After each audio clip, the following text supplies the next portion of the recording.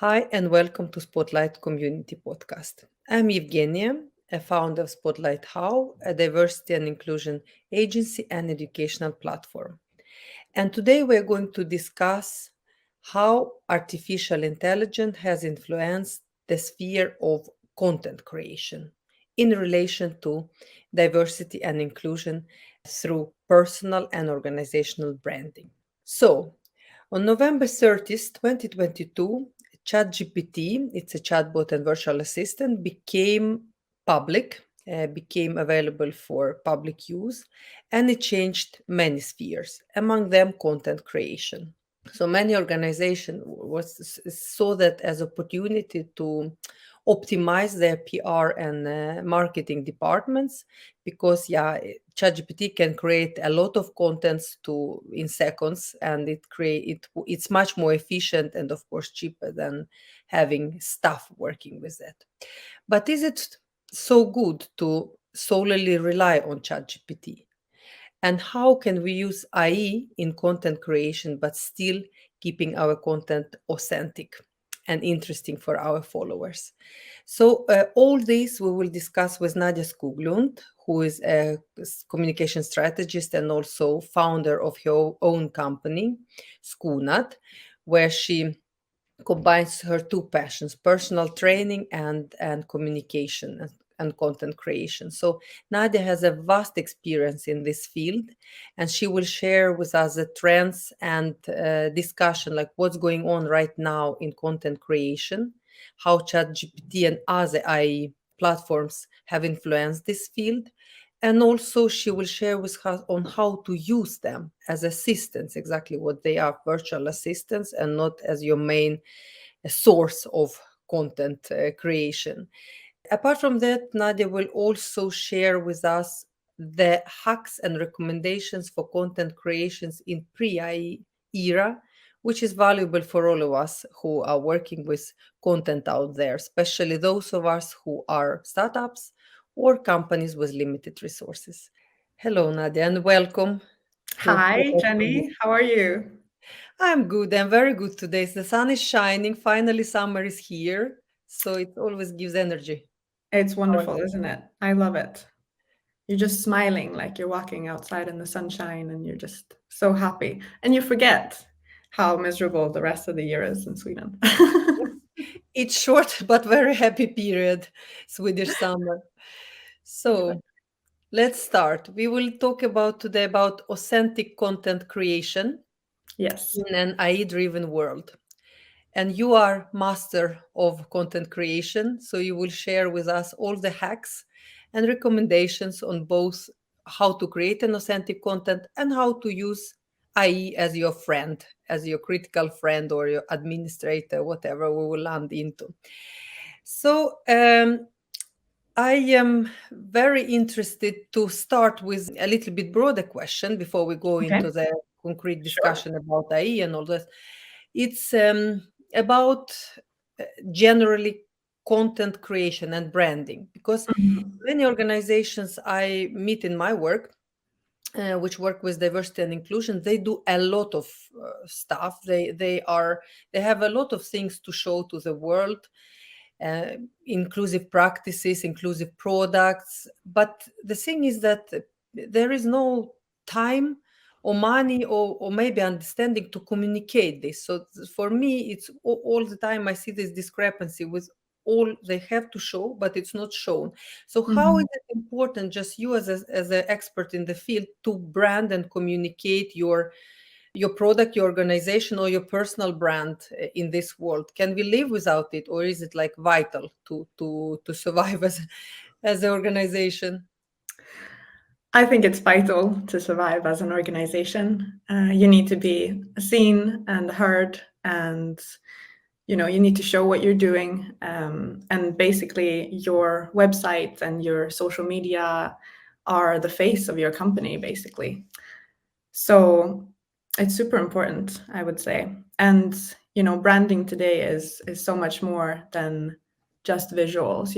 It's all about the values behind it. What's the reason that this organization exists, right? Like that's what you want to communicate in your content. And that also helps resonate like with your audience and to find your right audience. But is it really like every company needs to do it, or is just this, traditional approach to sales, just pick up a phone and sell? It's still working, like for some. What do you think? Wow, it's such an interesting question as well. I believe it depends on the company, but I think that everyone could make use of content Mm, for their business, to grow for growth, and for publicity, and also for growing your relationships with your clients. I don't know about you, but if let's say I'm looking for a service or some type of organization to help me with something, then if I can't find a website, or it's not been updated for 20 years, or there's not much social media, or you can barely find out anything about them, then it does feel a bit strange, because we are so open and communicative in today's world. I think even 10 years ago, people weren't sharing as much as they do now. So the landscape has changed, and yeah, I think that you can use it as part of your branding strategies, whether you're an organization, whether it's small, whether it's for growing your personal brand. Personal brand, the way I see it, it's just who you are, and showing that to the world. mm. Yeah, No, I agree. I check as well. I check as well both website and maybe not depending what I'm buying, but for many things, when it's services and cooperation, then I check as well social media and see the vibe there. So exactly. And I think one thing that really sticks out is when it's user generated content, when it comes from the audience itself, or the users themselves, that they share that they really like something. I think that's probably the most authentic piece of content that tells the story of the organization or the person you've worked with, in a very open way. So yeah, and that builds a lot of trust. I would say that's one of the most trustworthy pieces of content. you're already starting to give advices as a Okay, I'll slow down a little bit. yeah, but no, it's very good because I we will take this piece of advice for the second part of podcast, where you will share exactly how to create content, inclusive content, even for those of us who are not super big companies with a lot of money and like a group of Mm, experts working on every piece of content. So you will share all this. So stay with us if you want to know exactly how. But before we coming into that, we want to discuss first what, and also IE role in all this, because you're a content creator for many years. I think you have noticed that how the landscape has changed also since we've got this chat GPT open, and now I really can see that the messaging everywhere on LinkedIn and on platform, I can really see this chat GPT generated content everywhere. And I have to say I use it myself, not mm, more as a help. I do not as I create authentic content, but I used to check mistakes, spelling, and it became so much quicker and easier. mm, And this content, like what you needed to think, like correcting mistakes, you needed another person to help you, assistant who is fluent in English. Now you don't need it. It's just 1 second and it's corrected. So it's so much quicker everything became with ChatGPT. So what do you see? How does everything? How did this day when ChatGPT was leashed free? How did it change content creation world from your perspective as a specialist? well, I think one immediate reaction, you could say, from a lot of company executives was probably like not ill-willed or anything like that, but more, in terms of growth, thinking like, oh, we could save a bit on this. How many people do we really need in our content team now that we have AI? AI is like this many people and can make like this amazing content, which it can absolutely help you if you want to create a lot of content. So quantity, basically, it can help you with quantity. But again, quality and having a degree in communications and marketing, and thinking about who is your audience and all of these important topics is still part of it. So I would say the initial reaction was opportunity, right? Like, what can we do? How can we save money? How can we integrate this? Can we make more posts and have a bigger reach? And yeah, with a smaller team, unfortunately. So everyone was a bit scared, I would Wow. say, in the content world. Like, oh no, like, is AI going to take away everyone's jobs? But what's happened instead is, it's definitely a vital tool, but it can't, take away someone's job. It's more like you can use this tool to help you with your work and make sure that you focus on the right things, and then you can use AI to automate tasks or things like that. Mm. It's basically very cheap assistant Yeah, to a professional who knows how to professional content creator. yeah, it's like a smart autocomplete.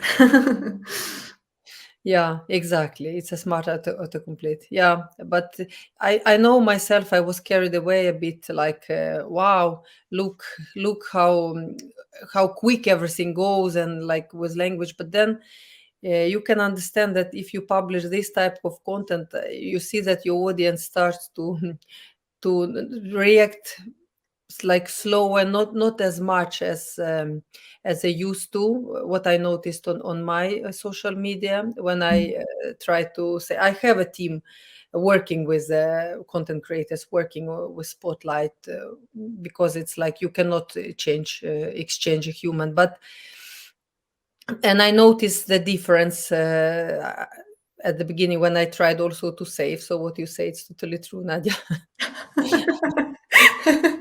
Yeah, but I mean, you can compare, right? Like the quality. Sometimes maybe it's not so different, but if you're trying to really speak with a unique voice and tone of voice Mm, for your company, I still think the people behind the company, and strategizing and working together as a team is important. This is a tool, this is a help, but it's not a person. So yeah. mm. So what are basically if what are benefits from IE if you take how do you use IE as a professional content creator for your own company? Yeah. Let's maybe take it as example. Yeah, of course. So for me, it's like writer's block, for instance. So idea generation. Basically, if I feel stuck with something, then I definitely use ChatGPT to help generate some ideas, especially when you're working on your own in a company. Then you need someone to talk to. Yes. Yes, but I would never use it as the final or the finished writing. So you need to make sure that you always look through it, which is what I do. So I could say, for instance, I have written this blog post, and I would like to make it into 4 different pieces of social media content. And I enter the text, and I enter the visuals, and I ask to give some examples of what that could look like. So that's how I would use it, for instance. And then I look it over and see where I can add something personal as well, because I think, again, that's the missing link. Like you can never get that specific, personal bit. Mm. Sorry, my watch is turning it off. Yes. Basically, you Speaking of say smart tech, when you're wearing a watch and it's like, doot, doot. I don't hear it from this end of the conversation. But so basically, you use it as a talking partner and like as assistant, and also like correct and all this. So it's definitely time saving, isn't it? Absolutely. To have It really is time saving as well. And there are other tools you can use. ChatGPT for is what I use, but there are other things out there, like Jasper AI, also a writing tool. Mhm. And then we have, Canva for design. We have SEMrush for SEO. There's a lot of different examples that you can use, and you just need to figure out what you need for your company right now, because all of the services are subscriptions as well. So you should definitely have a think about, like, what do we need right now. I think ChatGPT 4 for what it can do is at a reasonable price right now. So Mm. for me, it's definitely valuable to use it for my company. I think what it saves is it saves your time. It's efficient. You can create a lot more content in a shorter amount of time. So that's the useful part of it. Basically, it's creating content very quickly and a lot of it. So that's the thing, is like there's an increased volume of content that you're able to produce with ChatGPT and other AI services. But again, a word of caution is you just need to make sure that the quality is good. Like, always look it over and make sure that the communication is what you're wanting to communicate to your audience. Yeah. Mm. Yeah. So basically there are pitfalls, and what are they? When if you are really like you fire your PR person or communication manager and just use ChatGPT as your assistant. So what is pitfall with that strategy for a business owner of Yeah, really good question. Again, I think, what we're talking about here is, what do we lose? Like, it's basically a game of quality versus quantity. Again, you can produce a lot of volume, but what it creates is more like general content. It's not so specific. It's not that niched for what specifically.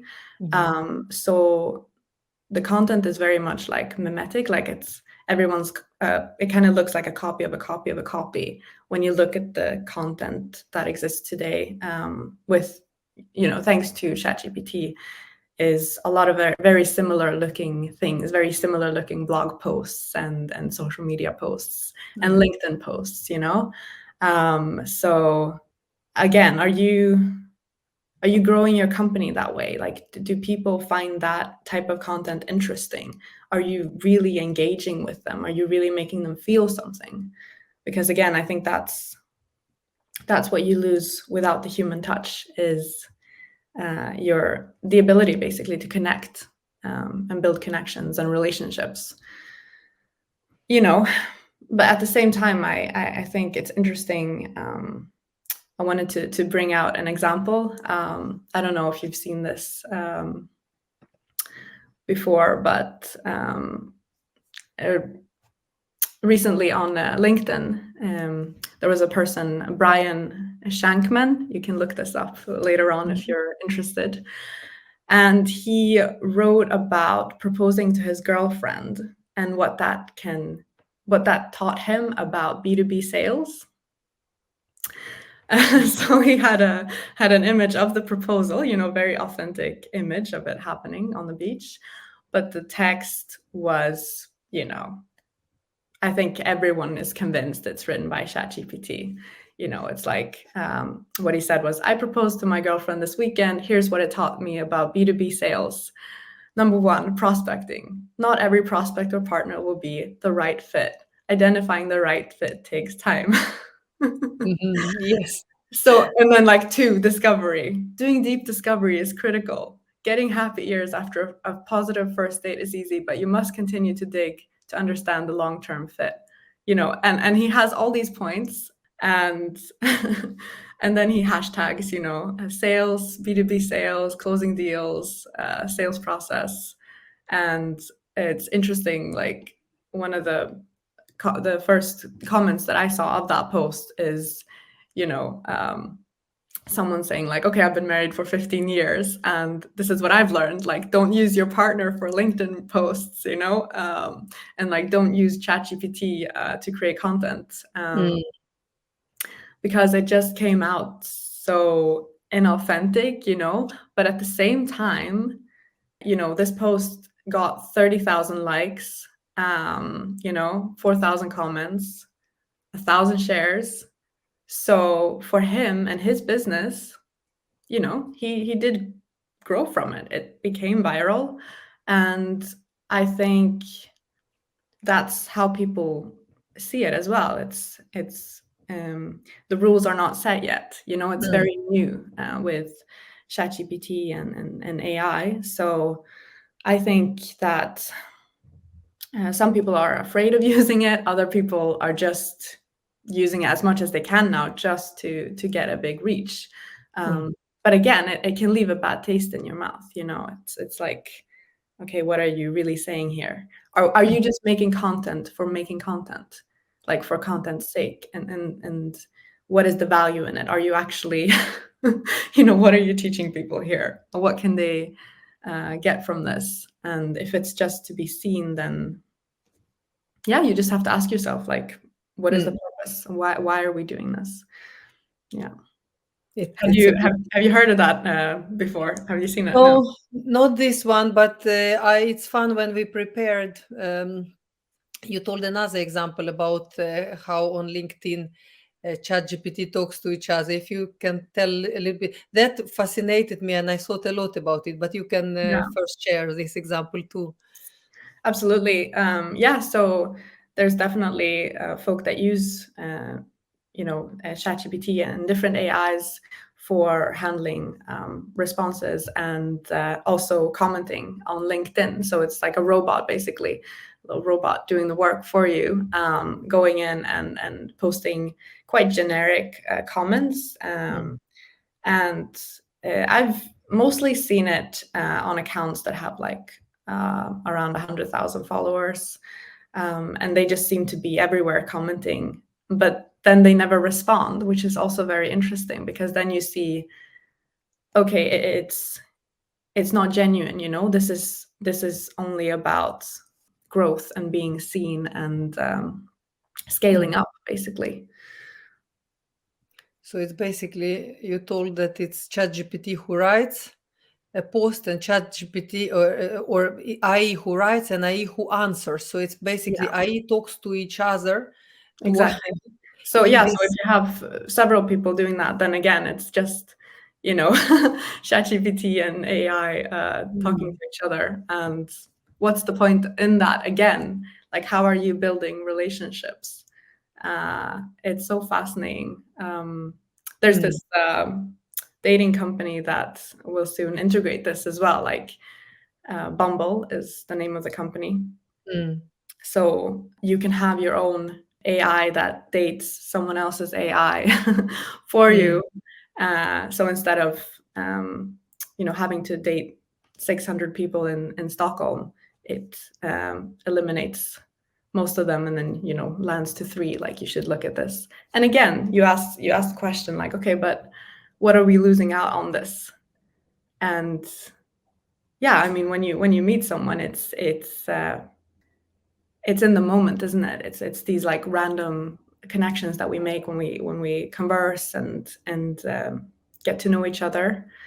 So yeah, I think in a way you could be losing out as well because you're Mm. missing out on some very important aspects of what it means to be a human and forming real social connections. Yeah, and even I'm thinking of even hard lessons, disappointments when you meet someone and it's okay if you have butterflies and it works out, you definitely don't want to miss out on that because it's amazing. Yeah, And but even the hard lessons when you meet someone, there are no butterflies, or it's like just an experience or a lesson. It also makes you stronger. And if ChatGPT does it for you, I mean, we at the end, this stamina of human, like you learn through mistakes and lesson, it becomes weak and weak and weak. And I'm thinking for my future of my children, if they don't date, yeah, if they don't meet any hardships, and then they finally meet a hardship. i- Is it even possible for them to manage that if they have not developed the skin and skill and stamina to do? So yeah, I wouldn't change to someone is dating me or raising my children or whatever. I want to do it myself. yeah, exactly. Yeah, And I mean, this is the interesting part of it. Like, I think technology is super fascinating. Like, the development that's happening now is moving really fast, and I don't think we're aware of where we're going to be in 5 or 10 years time. I think it's yeah, the technology is definitely upgrading constantly, every week, every month. um, so it's exciting in a way because you've never had this much access to knowledge and this much access to being able to communicate with, essentially the whole universe if you want to. mm, But at the same time, like you say, what are you losing out on? I mean, I remember, as a child, like playing outside, and you would ring someone's doorbell and, oh, were they home? Yes, no, okay. And then you kind of, that's how you learn to communicate and be around people and get to know people. And now I think if you're only using ChatGPT to write on LinkedIn or mm, whatever you do, you're losing out. You're meant to share who you are as a person. I think that's one of um, the most amazing purposes we have here on Earth, is getting to know each other exactly as we are. So mm. I agree. And even if we taking this discussion to content creation, when you share content about you and you truly think, you mm, grow as a person, you reflect. Because yeah, when I write my post, when I write something, I reflect both on my personal things, what I want to say, why am I saying this, how am I feeling today, and yeah, also on professional content. When I write something like this example you gave, how to do B2B business or whatever, reels I do, whatever, I learn by yeah, doing research, by really thinking, how do I want to present it? Or maybe some things are so obvious for me, but I only by writing them down or saying them, mm, I really understand why people don't get it, or why this question is still there. Like, you learn so much by doing a real job yeah, there, learning all the time, but it's time consuming, of course, to exactly. do Yeah. this. So where the question is, you as content creator, if you give a like hard like, crash course into how to, you already did it, the kind of how to use ChatGPT like as your help, as your assistant, but Yeah, not take over. So what would be your like 3 to 5 advices to our audience who want to do it but stay authentic? absolutely. Okay, so first advice would be that you should definitely make use of prompts.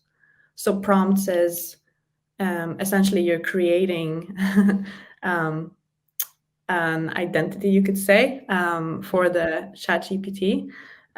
So you say like, okay, you are a social media manager and you've worked this many years at the so and so company, and now you've started a new job with us, and these are our challenges that we're facing right now. This is the type of content that we've produced. It's done this well or not, and we would really need some new ideas. How can we integrate them? What would be an example post? Or could you analyze, could you please analyze our last 10 posts? And for instance, something like that, then you really get the best use of it, I would say. You can also, now with ChatGPT 4, you can upload photos, videos, attachments, basically. And so it's not just writing anymore. So it becomes more of a fuller, it gives the ChatGPT the opportunity with a fuller picture to explain what it is that you want to achieve. And then to not be afraid of, like, don't be happy with the answer you get, but rather ask more, or say, no, I'm not happy with this. We need to reiterate it. Can we look at it from this perspective? What about this? And something fun I like to do is play with tone of voice, for instance. So I don't know if you've tried this yet, but you can say, um, okay, can you write this in the style of Arnold Schwarzenegger, and you Yes. put that in, and kind of just to play around with it a little, and see what works. So yeah, so first advice is use a prompt, try out like tone of voice, like see how it suits you. You can integrate like the communication you've had on your website and social media and just say, this is our tone of voice. please help make some new content with this. The other thing is repurposing content. So if you already have content, like I was explaining before that I do, you take a blog post and let's say, you want to make it into a TikTok video with, let's say, 5 to 6 images, and each image is going to have text and a picture in it that explains the blog post, basically, but in a very quick way. So you can ask ChatGPT then, you can upload the blog post and you can say, I want to make a TikTok. It's going to have 5 to 6 images, and I want it to cover the main topics. And then again, you can reiterate, you can check like what works, what doesn't, always make sure that you are happy with it, and always look through at the very end.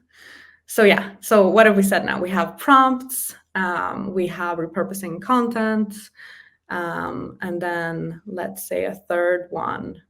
Again, I think what you said as well with language and translation, I think it's extremely good. Mm. It's a very useful tool for translating quickly from. I mean, for instance, we're based in Sweden, so from Swedish to English or English to Swedish. If you don't, have that time to sit and write that, you want to post it in 2 different languages. Well, here you go. You can do it super quick. But again, look through it and make sure that the communication is what you want it to be. It's communicating what you're trying to say, because again, between languages also, there are definitely some fine details and differences. So you need to make sure that what you're saying is the same thing. Yeah. Absolutely. No, I use it a lot for I write content because I'm an old school as well. I like to think what I'm writing, and I like to do research because this is how I learn as well, and understand my own like gaps. But then you ask it to correct, but keep exactly your tone of voice and everything, and it's amazing. This is where I save most of money, because before I needed to, as English is not my mother tongue, nor Swedish, both I needed correctors and you this where you I save, because ChatGPT just corrects grammar and like spelling and everything for you, but keeps your original content. And also you can ask to translate to another language in the same tone of voice and everything, and you just check that it's amazing, because I write with a lot of mistakes in Swedish still after I came 2005 as a student, but it's still a struggle. So it's very good with ChatGPT. But There. also another thing is, who are you writing for? You can also ask, like, in terms of explanation, sometimes you just need something explained in a very simple way. So you can ask, can you rewrite this text so that a 10-year-old would understand it, for instance? And then you get a lot of bits removed, and you think, oh no, like it's missing the purpose of this. But when you think about it, how much would someone in that position understand? And again, how do we introduce ideas to people if they have no idea about what we're talking about in the first place? Like, you have to start light, and then you can make things more complicated as you go along. Yeah. It's a brilliant this I didn't use it. I haven't used it in this way. Yeah. So now I will definitely, because especially when you work with diversity and inclusion, to explain like a 10-year-old would get it. It's difficult when you're expert, because you're always like on your white horse somewhere there, riding and saving the world. But if Exactly. people need a concrete, very concrete and hands-on knowledge and explanation, I will use it in this way. It was a good tip, apart from anything else, because for me it's the first 2 recommendations. I also knew I haven't used it in this way. I will start. But yeah, so basically it is a good assistant if you use it wisely. You can really both save money wise, and imagine what a professional of your with your expertise can do with tools like supportive tools like ChatGPTs. Like, yeah, it's really much better content and more and quicker. But let us as we are here and we are discussing branding, personal branding, organizational branding, let us go a little bit in pre-IE era, Uh-huh. and also share your knowledge and competence for our listeners and our audience who are uh, Mm. fighting with creating a personal brand and organizational brand, but there is like limited resources Mm. for it. So what it would be interesting if you lead us through like a little bit checklist, what to think about, and Mhm. share your expertise. Um, Absolutely. Well, I think something that's very important is some content is and should be created on the go. It's mm, very authentic. Like keep mm, doing that. You have an idea and you make it happen, and you have that energy and you have that time, do it. Because usually that content is really really authentic, really now and in the now, and it's straight from the heart as well. Um, mm, However, I think that something that could help a lot of people is using some sort of editorial calendar or making a longer plan for the year. So you have like an editorial calendar for the year.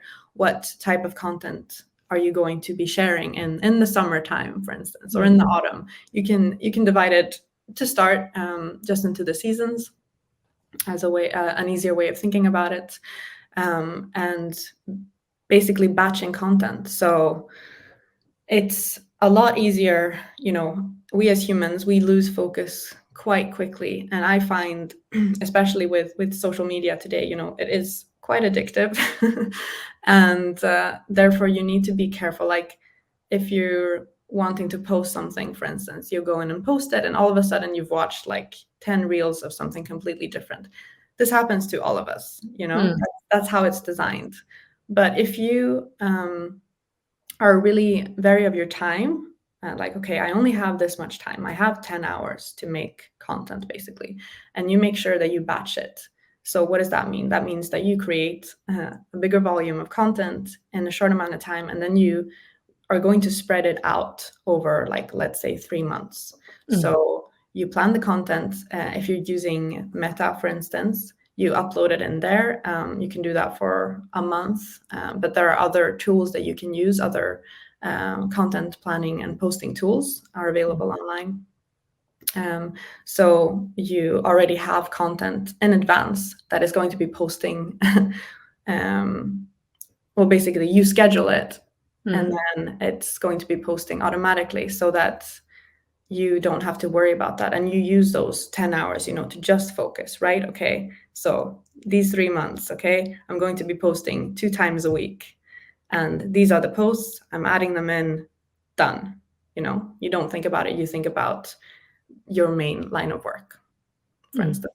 If that's what you have, like you have very limited time and limited resources, you can still do this, mm. and you can It use sounds, ChatGPT for it.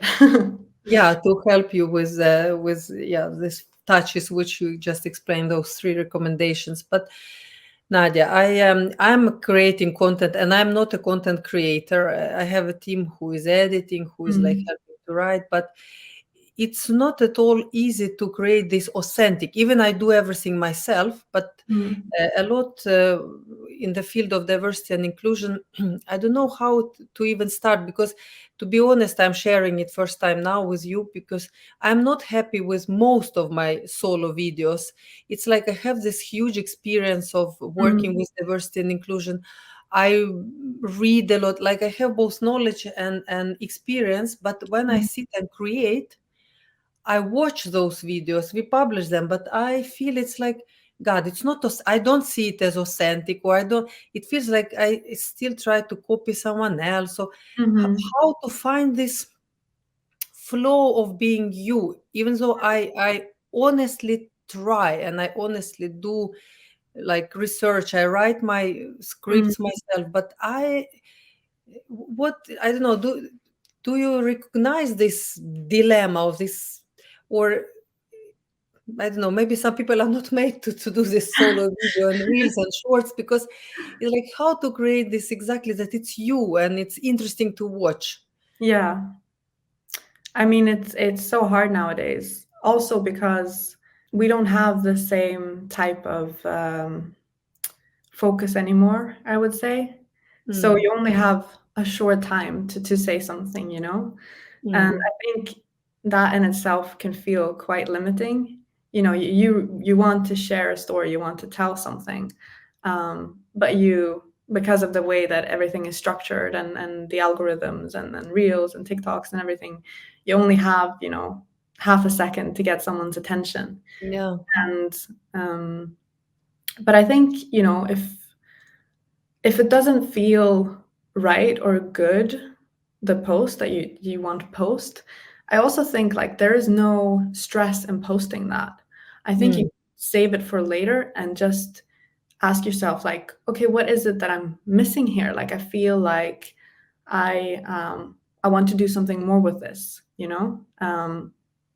Again, I would also say like don't be afraid to ask for help.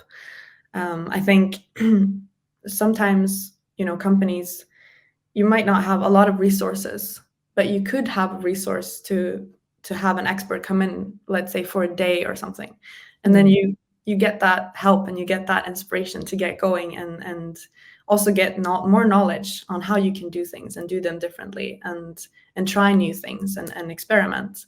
Um, but I also want to say that I think this feeling that you're describing is a feeling that we all have, no matter who you are, like whether you're a superstar, you know, Mm. or, you know, whether you're Taylor Swift or whether you're, um, you know, some famous politician or if you're a girl at school or you're a guy in a football team. Like, I think that we all have a little bit of this, you know, self-criticism and really like thinking about, oh, it's not good enough. Oh, it's not like really what I want to say. I want it to be great. I want it to be amazing. I want it to change the world. And it Mhm. can, because like other people are doing it. Other people are going viral. And like, why can't my clip like get viral? I think Absolutely. I think everyone asks this question. And I think basically it's the most important thing when it comes to content is don't give up. You know, keep posting and make sure that it feels genuine and like from the heart, from you, you know, like what does your company stand for? What are you trying to, what kind of difference are you trying to make in the world? Is your content reflecting that?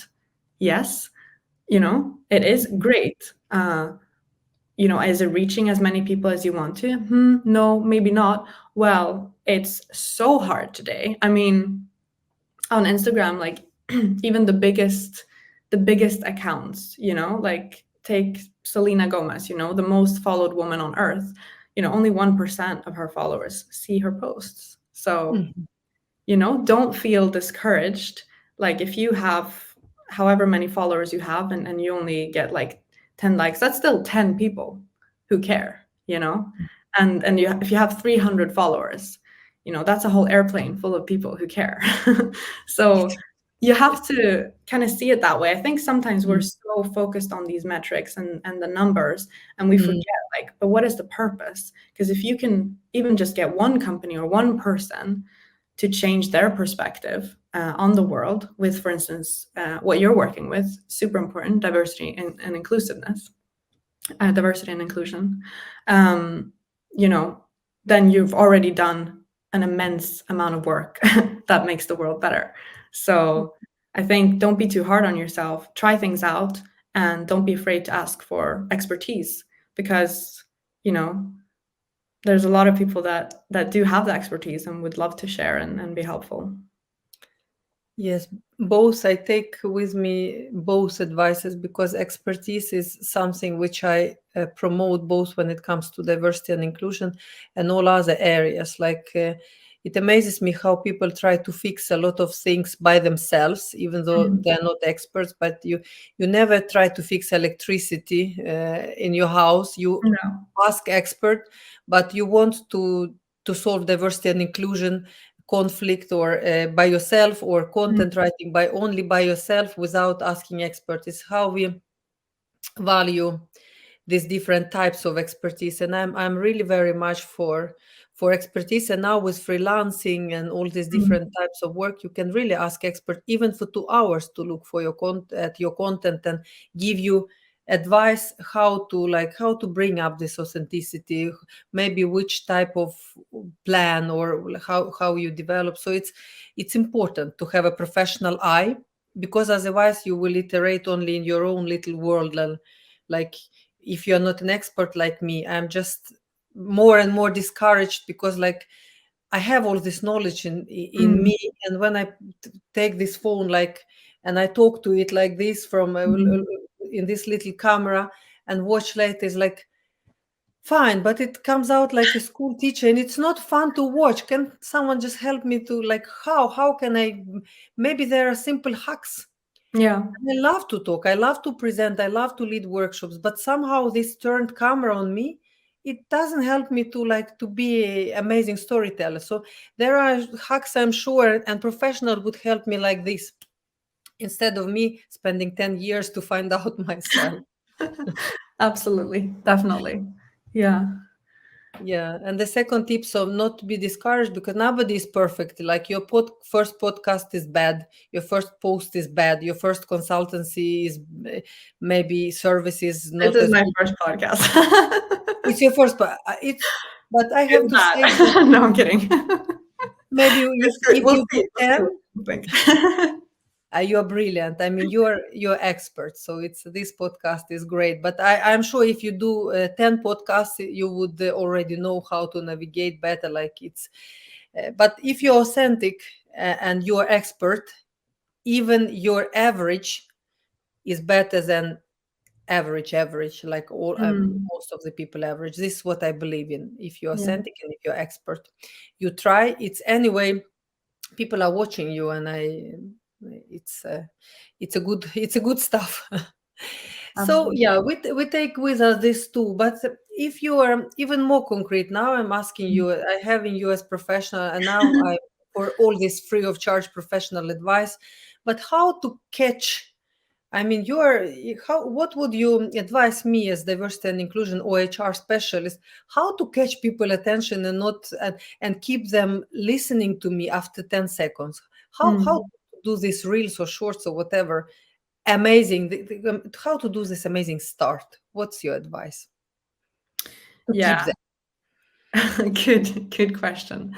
Well, I think again, you only have so much time to make someone want to watch and be interested in your content. And so you have to say what you want to say the very first thing. Create some sort of something that draws someone in. And a Mm, technique that some people use is they want to be controversial or say something just so that you get intrigued and listen to it. And you want to make sure that you say what you want to say and do it as short as possible. So for instance, when it comes to speaking, really being quite firm with how you cut your videos. For instance, you said you had editors on your team, so I'm sure that they can work on that. But basically, kill your darlings, as it's known in the film world. Make sure that you have everything as short as possible, because that's where the content is going right now. Keep things very simple and easy to understand, and use text in the videos, because text in the videos is also keywords in social media right now. So if someone searches for keywords and you have those keywords in the video, you have it both in the video and the text, that can really help you. So when you're talking about something, you can have those words pop up, in the mm, video, for instance, and that also keeps your attention. Like mixed media, make it interesting, have, little emojis pop in, or like, again, like I said, with text, or um, something that happens on the screen, because I think for those kind of long-term videos where you're just sitting and talking, people do tend to lose interest unless the topic really interests them. mm, And then they'll just scroll past it. So you need to keep them there. And also, you almost need to say, like, wait, like the best parts at the end, like keep watching till the end, like the end will really, you know, give you something.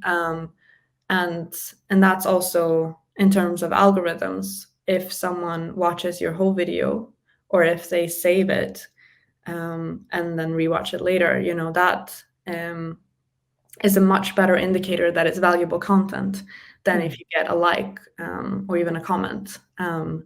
But all of these engagements, likes, comments, shares, and all of this is it's so important to have that, because that's how the content gets out there and is seen by plenty of people.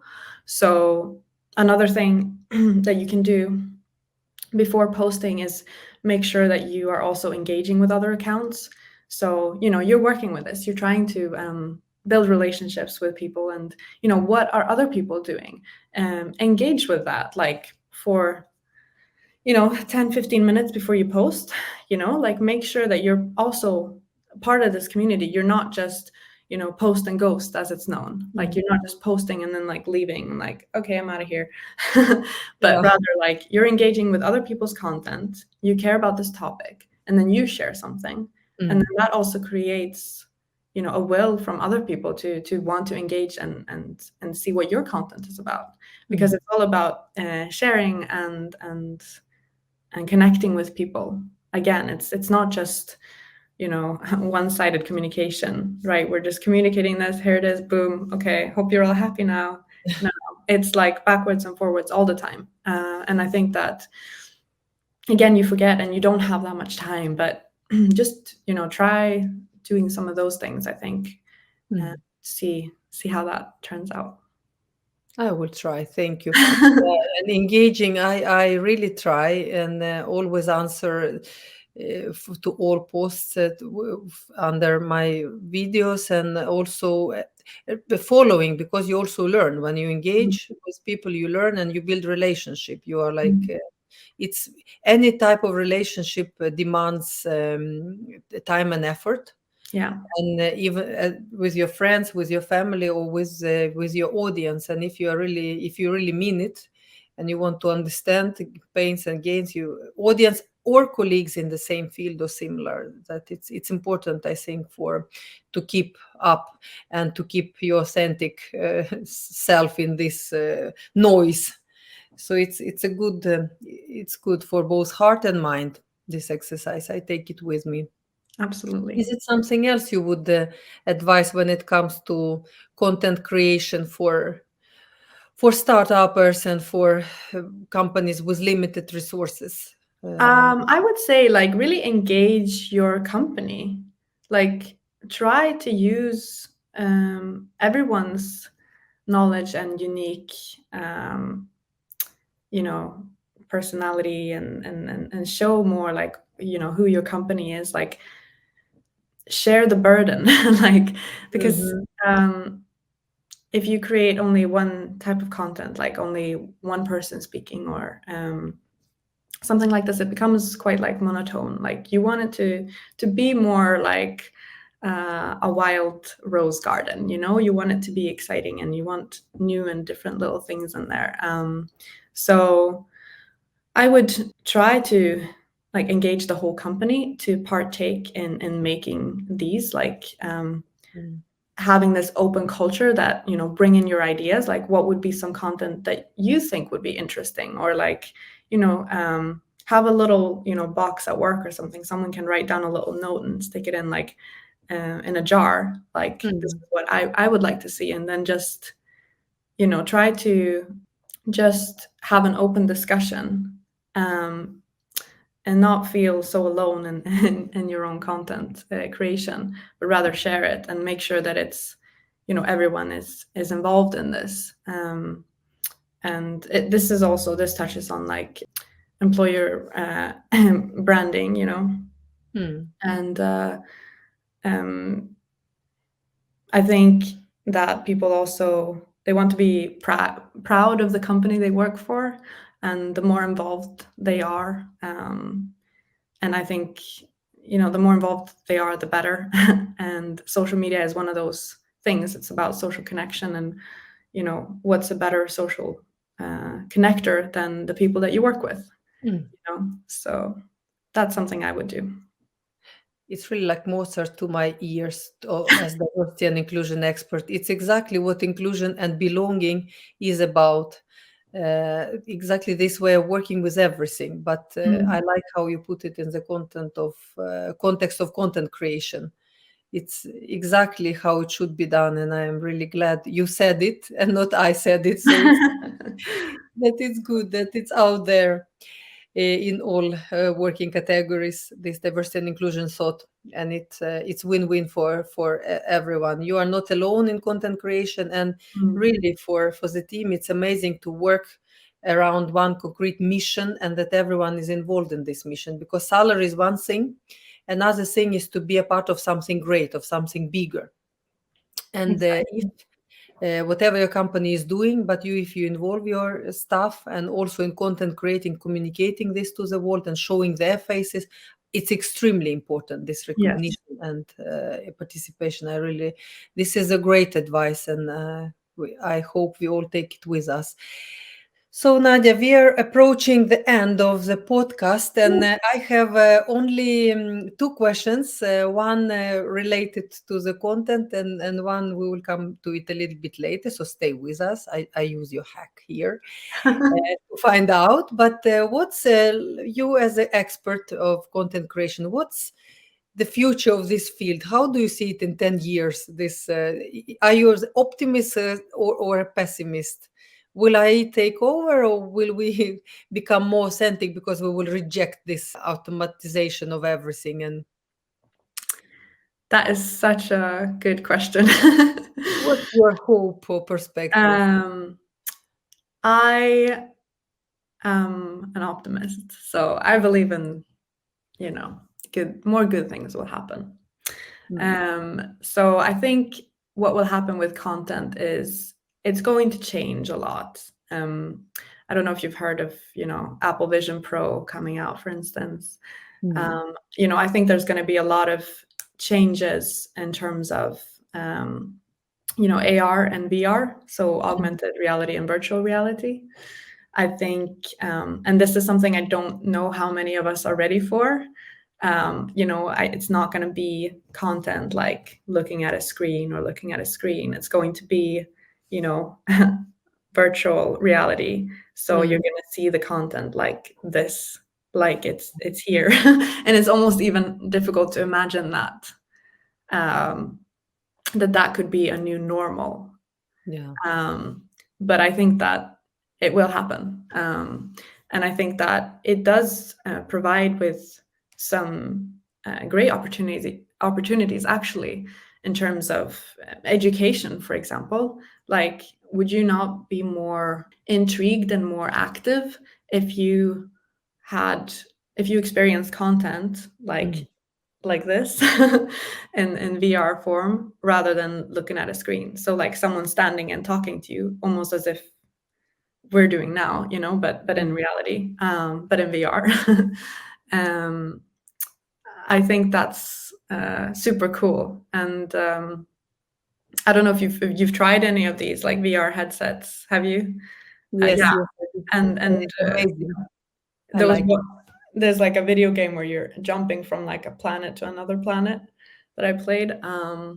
And you just get this like feeling in your body, like, oh, I'm falling, or like I could Yes. fall. It's scary, but it's also pretty cool and interesting. I think I'm what my fear is just in terms of marketing and commercials and things that it's.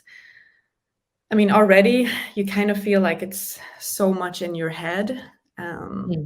because of what you see every day. You're exposed to so so much marketing all the time, constantly, every day. Because of your phone and because of the digital landscape that we're in. Mm. Um, and I think that that next step is going to be even more intrusive, maybe.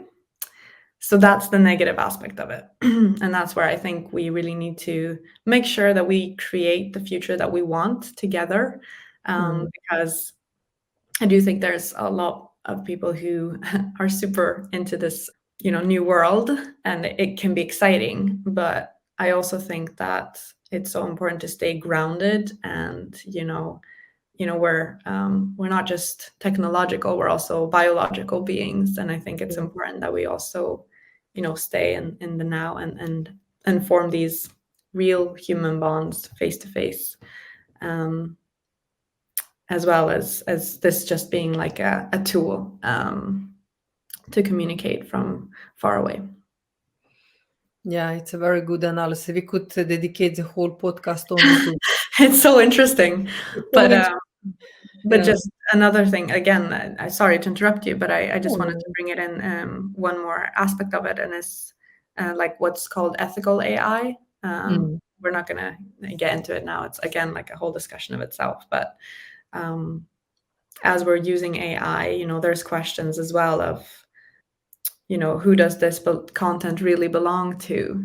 mm, Using someone's voice or someone's face, um, is that fair? Like, how are we? What are the rules? It's a mm, bit like space. Like, there's no real like international, I don't know, rules and laws. Same with AI. Like, it's so new now. Like, we're mm. just setting the rules now. We don't really know what's coming. It's a bit like the Wild West. So yeah, I think just be prepared for anything. Yeah. Stay sane in all this. But I hope also that it will be not dystopian, but more utopian world with this new old tools and digitalization around us. So let's hope for the best. Yes. Thank you, Nadia. And the very final, like cherry on the cake, how we finish our podcast is with a question from another podcaster before you, Mhm. because diversity and inclusion is a continuity. It's not related to one team. It's about communication. It's about HR. It's about business management. It's about psychology. It's so many areas, and all our podcasters are experts in their thing, but Mm. they're all tapping into the area of diversity and inclusion.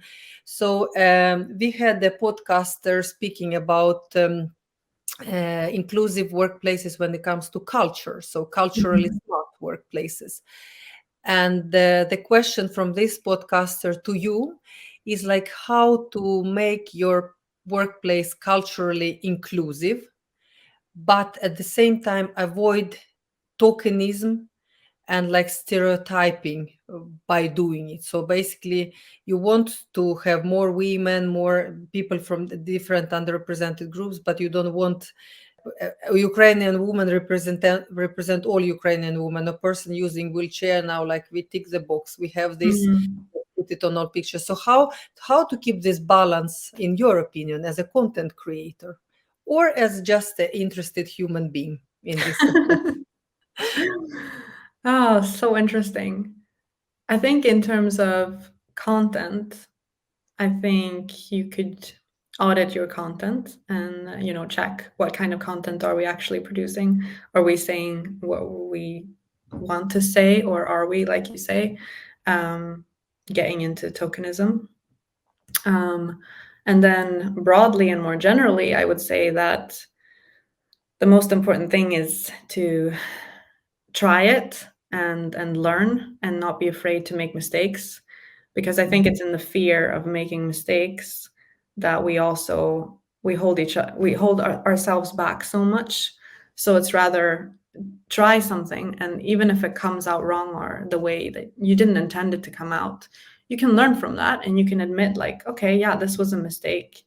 I'll do better next time. I've learned, um, and I'm taking this on board now, because I think that's the problem today is when it becomes so, you know, one side versus another side, or like, oh, this is the only way that you can do diversity and inclusion, Mhm. or this is the only way you can do this or that. I think we're really missing out on an opportunity to actually make good changes. And again, I think when you have people on your team, you need to make sure that all the voices are heard.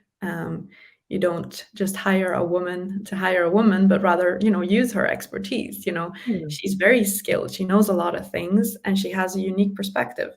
Bring that out.